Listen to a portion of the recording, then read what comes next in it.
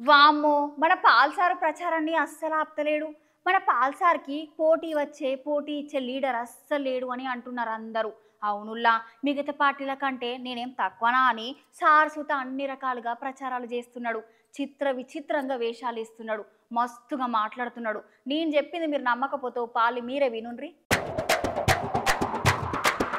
ఇగో రెండు రెండే సేను బీడి అన్నట్టు పాపం గా సార్ కథ గంతే, గా సార్ పార్టీ కథ కూడా గంతే. అగో ఒకసారి అటు చూసిర్రా, వల పట్టుకున్నాడని చేపలు పట్టేటోడు అనుకోకుర్రి, కొంపదీసి ఒకసారి కళ్ళు పెద్ద చేసుకుని చూడుర్రి.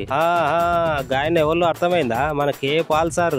సార్ ఏంది వల పట్టుకుని నీళ్ళలో దిగిండి అనుకుంటుర్రా? అయితే గా ముచ్చట ఏందో నేను చెప్తా, ఇక ఇన్నుర్రి. అయితే అసలు ముచ్చట పోతే ఈ ప్రజాశాంతి పార్టీ పెద్ద పాల్ సార్ ప్రచారంలో భాగంగా జాలర్ అవతారం ఎత్తిండంట. చేపలు పడతారు కదా, ఆ అవతారం ఎత్తి నన్ను విశాఖపట్నం ఎంపీగా మీరు అందరు కలిసి గెలిపిస్తే మీ అందరి కష్టాలను సాధక బాధలను నేను తీరుస్తా. దయచేసి ఒక్కసారి కుండ గుర్తు మీద ఓటేసి ప్రజాశాంతి పార్టీలో నన్ను ఎంపీగా గెలిపించాల్సిన బాధ్యత మీ మత్స్యకారుల పైన ఉన్నదని అందుకే పల్సర్ వాళ్ళతోటి అన్నాడు. ఇక గా ముచ్చట్ల భాగంగానే గడ చేపలు పట్టే జాలరన్నల కష్ట సుఖాలను అన్నింటిని అడిగి తెలుసుకొని మీరేం రంది పడకూరి, నేను ఎంపీ కాగానే ఎంబటే మీ కష్టాలను తొలగిపోతాయని వాళ్ళకి భరోసా కూడా ఇచ్చిందంట మన కేఏ పాల్ సార్. అట్లుంటది మన కేఏ పాల్ సార్ అంటే. మన విశాఖ జిల్లా భీములపట్నం నుంచి మీతో మాట్లాడుతున్నా. ఇక్కడే పుట్టి పెరిగాను.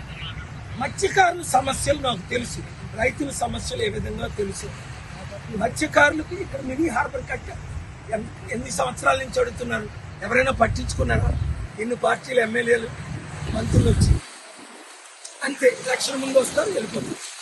నేను మత్స్యకారులకు 3 విషయాలు. 1, మీకు మినీ హార్బర్ కట్టిస్తాను. 2, మీరు ఫిష్ ఎక్స్పోర్ట్ చేయడానికి మంచి అవైలబిలిటీ ఫెసిలిటీస్ అన్ని నేను ఇస్తాను. 3, నేను మీకు ఆర్థికంగా అన్ని విధాల 5 లక్షల కోట్లు ఇచ్చిన మిమ్మల్ని ఆదుకోలేను. కనుక మత్స్యకారులందరూ ఇంతవరకు వాళ్ళకి అవకాశం ఇచ్చారు. ఇప్పుడు నాకు విశాఖ ఎంపీగా కొండ గుర్తుకు ఓటేసి సీరియల్ నెంబర్ 16 ఒక్క అవకాశం ఇవ్వండి. మన విశాఖని ప్రపంచంలో బెస్ట్ పోర్ట్ సిటీగా, బెస్ట్ సిటీగా నిరుద్యోగులకు ఉద్యోగాలు ఇస్తూ అన్ని విధాలా ఆదుకో.